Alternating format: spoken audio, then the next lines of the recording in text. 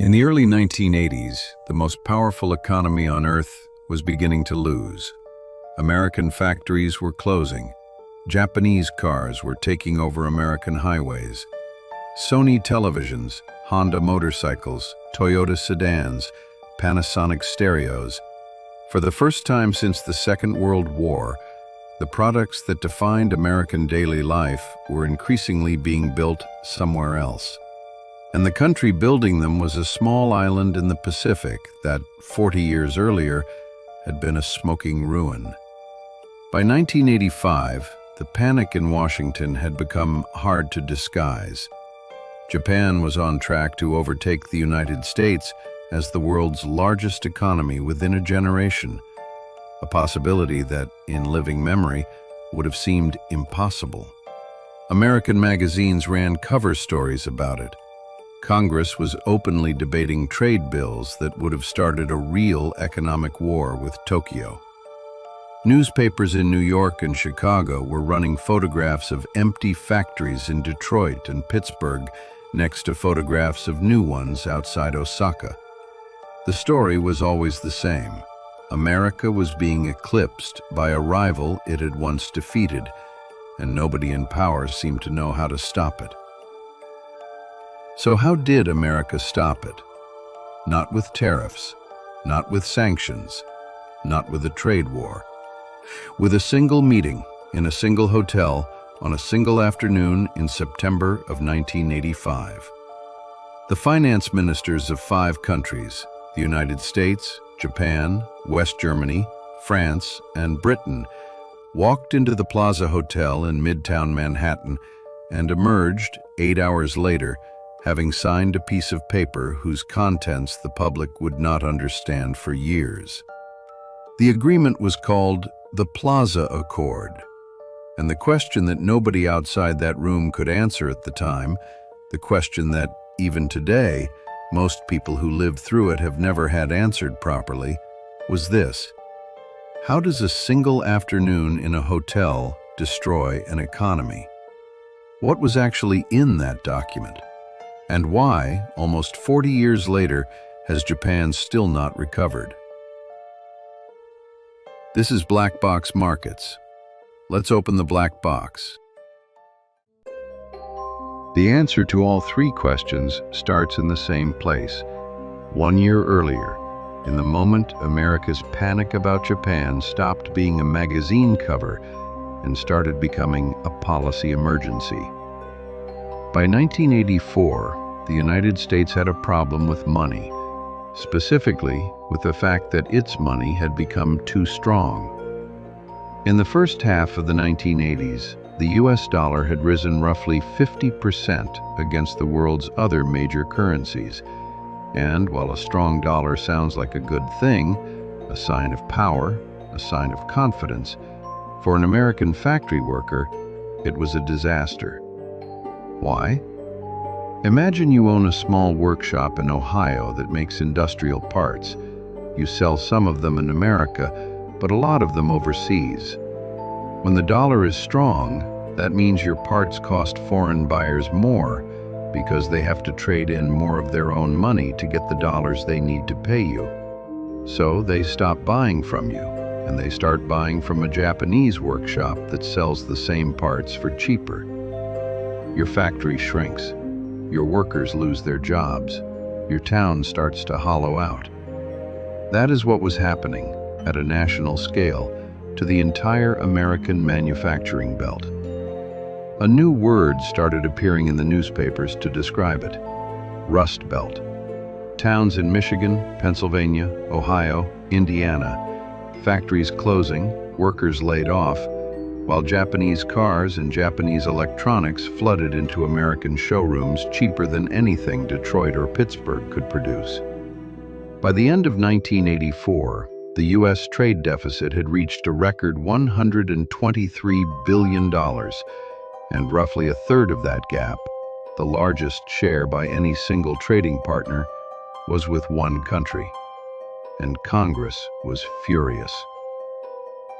By the summer of 1985, the United States Senate was openly debating bills that would have placed massive tariffs on Japanese goods, and a trade war, a real one, not a metaphor, was about to begin.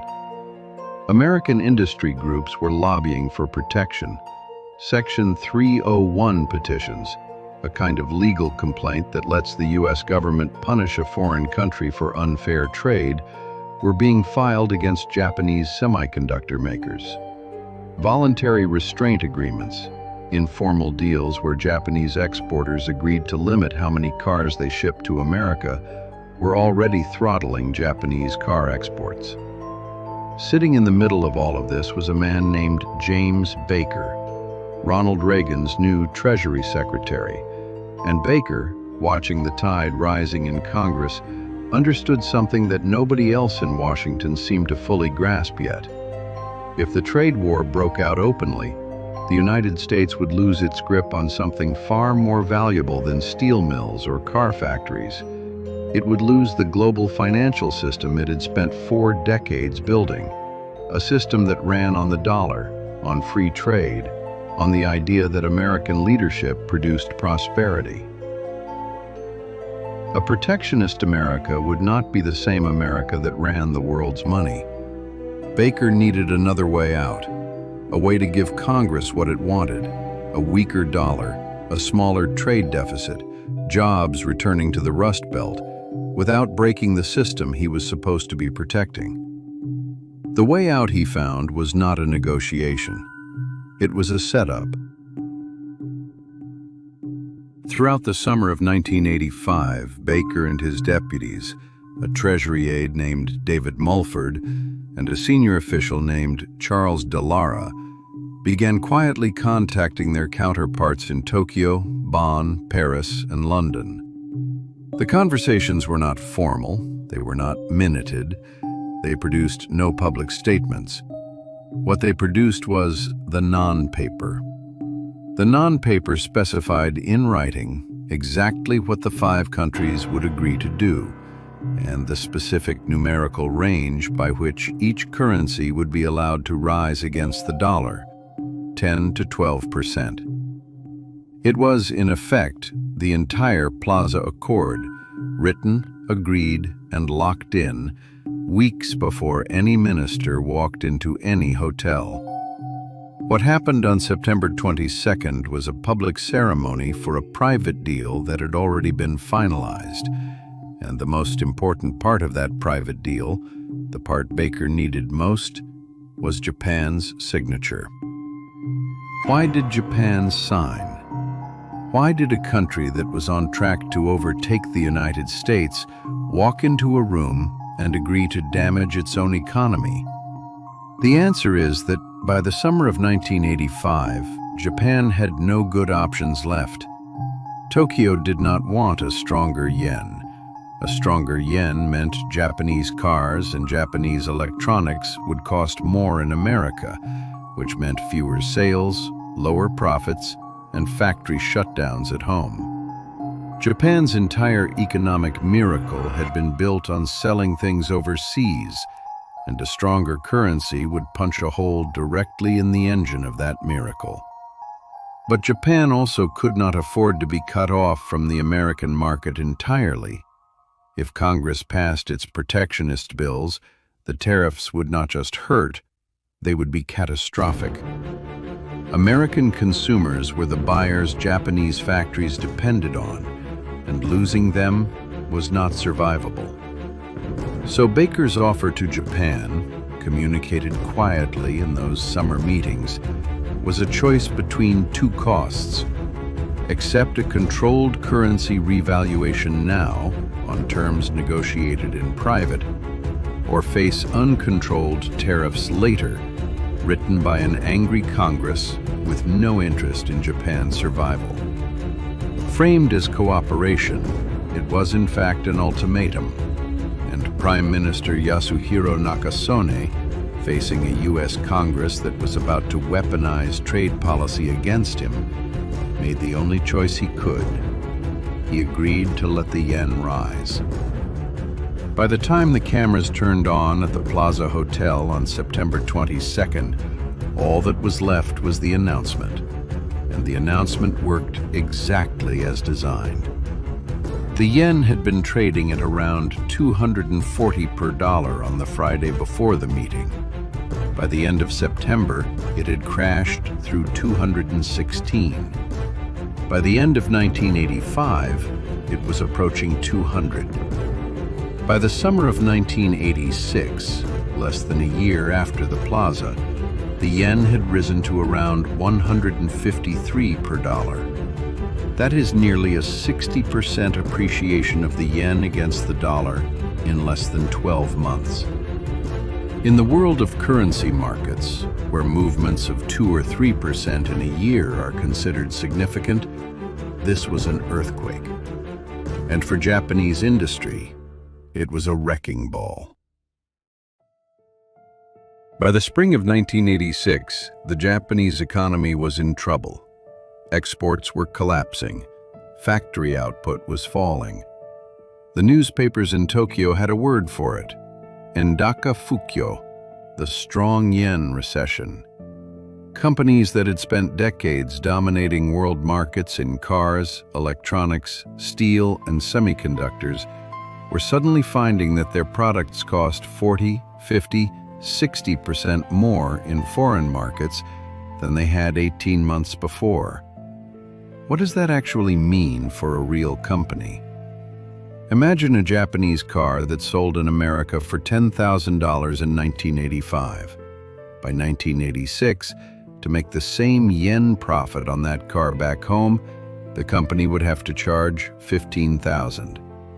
American buyers were not paying $15,000 for a car they used to pay $10,000 for. They were buying something else.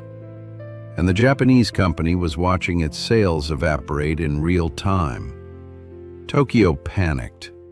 And panic, in the world of central banking, has a specific response. The Bank of Japan, Japan's central bank, reached for its biggest lever, interest rates, and pulled. And what happens when a central bank cuts interest rates? In plain terms, it is making it cheaper for everyone in the country to borrow money, cheaper for businesses to take out loans to build factories, cheaper for families to take out mortgages to buy houses, cheaper for investors to borrow money to buy stocks. Cheap money flows into the economy and people start spending it because holding cash earns them almost nothing and borrowing costs almost nothing. In normal times, that is medicine. In Japan in 1986, it would become poison. Between January of 1986 and February of 1987, the Bank of Japan, under Governor Satoshi Sumita, cut the country's main interest rate 5 times, from 5% down to 2.5%. That was the lowest interest rate in Japan's entire post-war history. And it stayed there, not for a few months, but for 27 months, more than 2 full years, long after the economy had recovered from the strong yen shock, long after factory output had bounced back, long after the export sector had adjusted. The cheap money kept flowing, and the cheap money had to go somewhere. It did not go into new factories. Japan already had factories. It did not go into new equipment. Japan already had equipment. The cheap money instead went into the 2 things that always inflate when central banks flood an economy with credit it does not actually need. It went into stocks, and it went into land. From 1986 onward, the Tokyo Stock Exchange began to climb in a way that had never been seen in any developed economy in history. The Nikkei index, Japan's equivalent of the Dow Jones, had been sitting around 13,000 at the end of 1985. By the end of 1989, it touched 38,957, nearly tripling in 4 years. And land was even worse. By the peak of the bubble in 1989, a single square foot of commercial property in central Tokyo was selling for around $139,000, roughly 350 times the cost of equivalent space in Manhattan. Japan's total real estate was estimated to be worth 4 times more than the entire real estate market of the United States, a country with 25 times Japan's land area. And then there is the single most famous fact about the Japanese bubble, the one that, more than any other, captures what financial madness actually looks like. At the peak, the grounds of the Imperial Palace in Tokyo, a single property of just over 1 square kilometer in the middle of the city, were estimated to be worth more than the entire real estate of California. Not Beverly Hills, not San Francisco. The entire state, every house, every office building, every farm, every shopping mall, from the Oregon border to the Mexican border. One emperor's garden versus a state of 29 million people.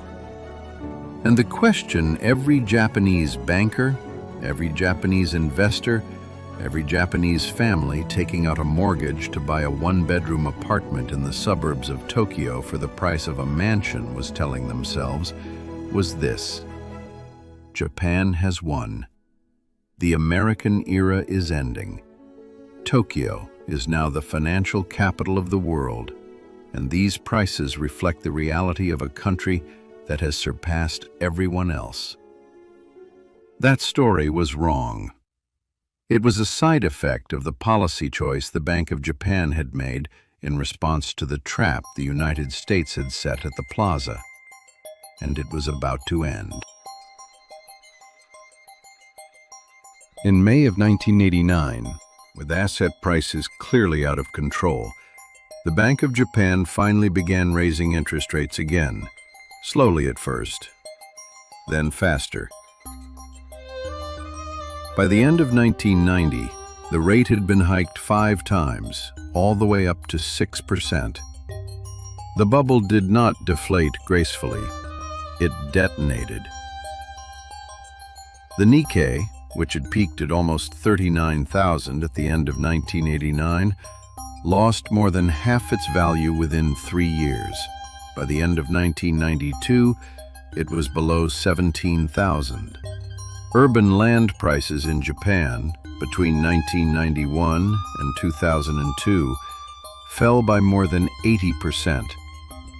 What does an 80% collapse in land prices mean for a real family? It means a couple who had bought a house in 1990 for 100 million yen, the rough equivalent of taking out $1 million mortgage, now owned a house worth 20 million yen. They still owed the bank the full 100 million. They would spend the rest of their working lives paying off a loan on a house that no longer existed at the price they paid for it. Multiply that by every household, every developer, every bank that had lent against inflated land as collateral, every company whose balance sheet had been built on the assumption that asset prices would keep rising, and you have the shape of the catastrophe. Japanese banks were left holding mountains of loans that would never be repaid. Companies that had borrowed against inflated stock prices saw their collateral vanish. Households stopped spending. Investment dried up. The country slid into a deflationary slump, a state where prices fall year after year, which sounds good if you are a consumer, but which is poison for an economy, because it gives everyone a reason to hold on to cash and not spend or invest in anything. The decade that followed has a name now: the Lost Decade. Then, when it kept going, the Lost Decades, plural. So go back to the questions we started with. How does a single afternoon in a hotel destroy an economy? Like this: by cornering a country with no good options into a currency revaluation it cannot refuse, and letting the chain of decisions that follow do the rest of the work. What was actually in that document? A pre-written agreement to crush a rival's export engine, with the rival's signature already secured before the meeting began. And why, almost 40 years later, has Japan still not recovered? Because the bubble that the plaza set in motion was not just a financial event. It was the moment a country that had been on track to overtake the United States became permanently smaller and was kept there. The numbers tell the story. In 1985, the year of the plaza, Japan's economy was worth $1.43 trillion, roughly a third the size of the American economy. Today, 4 decades later, Japan's economy is worth around $4 trillion, while the American economy is around $30 trillion. The gap between them has gone from roughly 3-to-1 to closer to 7-to-1. The Nikkei index did not return to its 1989 high until 2024, 34 years later. The country that had been predicted in the late 1980s to overtake the United States and become the dominant economy of the 21st century never did. It stagnated. And the man who had quietly arranged the trap at the Plaza Hotel, James Baker, went on to become Secretary of State and one of the most influential figures of the Reagan and Bush administrations. He had solved Washington's problem. The protectionist bills in Congress quietly died, the trade war that had been about to start was averted, and the dollar fell.